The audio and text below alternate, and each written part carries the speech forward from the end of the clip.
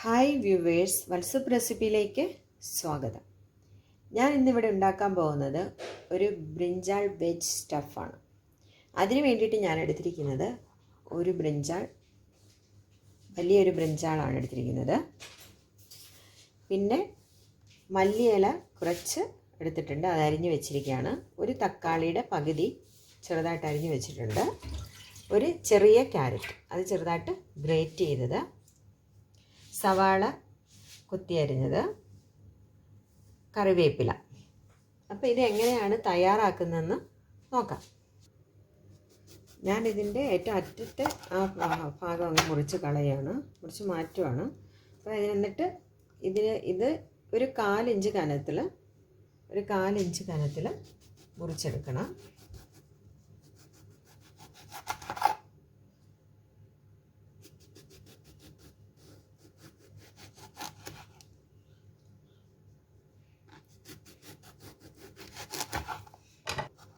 ഇങ്ങനെ മുറിച്ചെടുക്കുന്നതിന് നമ്മൾ ഇതേപോലെ അകത്തെ ആ മാംസളമായ ഭാഗം മാറ്റി കൊടുക്കുക.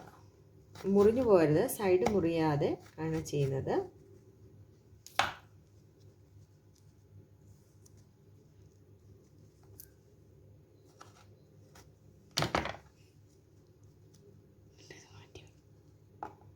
അപ്പോൾ ഞാനത് മാറ്റി വെച്ച് ഇതിപ്പോൾ അരിയാണ്.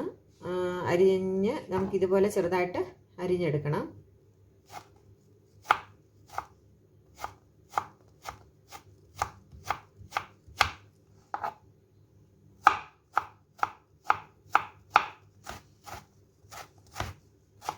ഇതുപോലെ ഞാൻ എല്ലാം അരിഞ്ഞെടുക്കും.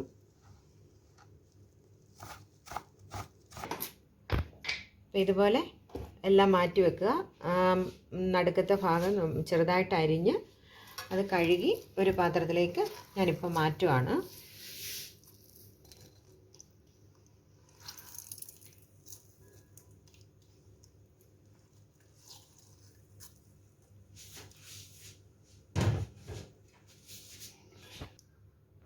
അതിലേക്ക് നമ്മൾ അരിഞ്ഞു വെച്ചിരിക്കുന്നത് തക്കാളി, സവാള, കറിവേപ്പില, മല്ലിയില, ക്യാരറ്റ്, ഇതെല്ലാം കൂടെ മിക്സ് ചെയ്ത് കൊടുക്കാം. അപ്പോൾ അതിൽ ഞാൻ ചേർക്കാൻ പോകുന്നത് ഉപ്പ്, പാകത്തിനുള്ള ഉപ്പ് ചേർക്കണം. പിന്നെ മഞ്ഞൾപ്പൊടി 1 ടീസ്പൂൺ ചേർത്തിട്ടുണ്ട്. കുരുമുളക് പൊടി 1/2 ടീസ്പൂണ്, കോൺഫ്ലോർ 1 സ്പൂൺ.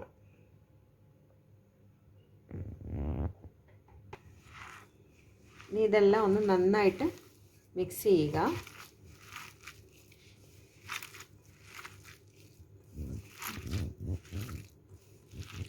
ഇപ്പം ഞാനിവിടെ ഉണ്ടാക്കുന്നത് ബ്രിഞ്ചാൾ വെജ് സ്റ്റഫാണ്.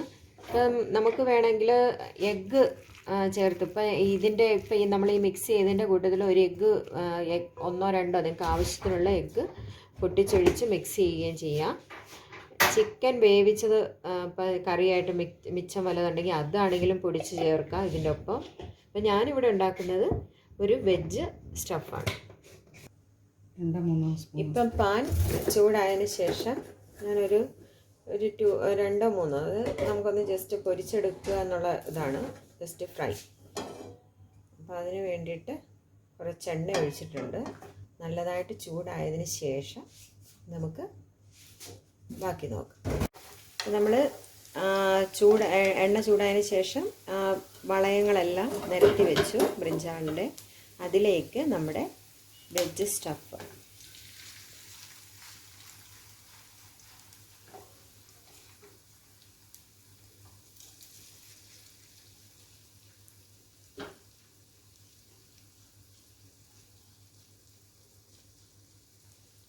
ഫില്ല് ചെയ്ത് കൊടുക്കുകയാണ് എല്ലാം.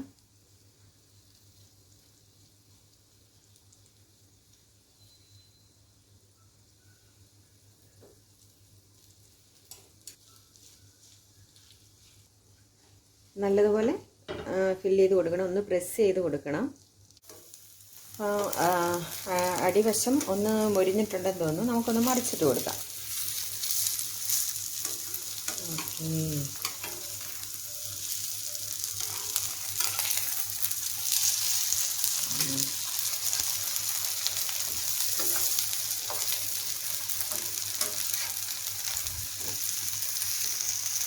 ഇനി അതും കൂടി ഒന്ന് മുരിയട്ടെ. ഒരു മാക്സിമം 10 മിനിറ്റ് എടുക്കത്തുള്ളൂ രണ്ട് വശവും മുരിഞ്ഞ് കിട്ടാനായിട്ട്. എല്ലാം ഒന്ന് മുരിഞ്ഞിട്ടുണ്ട്, രണ്ട് വശവും നന്നായിട്ട് മുരിഞ്ഞിട്ടുണ്ട്. ഒന്ന് ചെറുതായിട്ടൊന്ന് ചെരിച്ചൊന്ന് വെച്ചാൽ നമുക്ക് ആ എണ്ണയൊക്കെ ഒന്ന് ഊർന്ന് പോരും. അപ്പം നമുക്ക് വേറൊരു പ്ലേറ്റിലേക്ക് മാറ്റാം.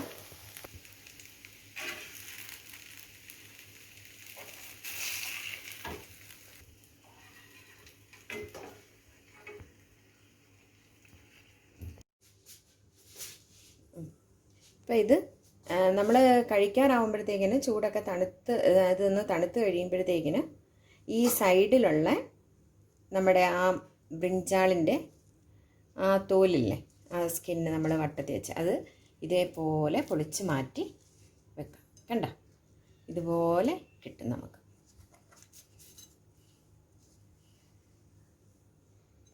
അപ്പം എല്ലാവർക്കും ഇഷ്ടപ്പെടും. ഇത് ഞാൻ ഉണ്ടാക്കിയിരിക്കുന്ന വെജ് ബ്രിഞ്ചാൾ സ്റ്റഫാണ്. നിങ്ങൾക്ക് എഗ്ഗ് ചേർത്തുണ്ടാക്കാം, ചിക്കൻ ഓർ ബീഫ്, എങ്ങനെ എന്ത് വേണേലും ചേർത്ത് ഫില്ല് എടുക്കാവുന്നതാണ്. കുട്ടികൾക്കൊക്കെ ഇഷ്ടപ്പെടും. അപ്പം എല്ലാവരും തയ്യാറാക്കി നോക്കുക, കമൻ്റൊക്കെ രേഖപ്പെടുത്തുക. ഞങ്ങളുടെ ചാനലും കൂടി ഒന്ന് സബ്സ്ക്രൈബ് ചെയ്യണേ. അപ്പം ഇത് നമ്മൾ കഴിക്കാറാവുമ്പോഴത്തേക്കിന് ചൂടൊക്കെ ഇതൊന്ന് തണുത്ത് കഴിയുമ്പോഴത്തേക്കിന് ഈ സൈഡിലുള്ള നമ്മുടെ ആ ബ്രിഞ്ചാളിൻ്റെ ആ തോലില്ലേ, ആ സ്കിന്ന് നമ്മൾ വട്ടത്തി വെച്ച് അത് ഇതേപോലെ പൊളിച്ച് മാറ്റി വെക്കാം. കണ്ടോ, ഇതുപോലെ കിട്ടും നമുക്ക്.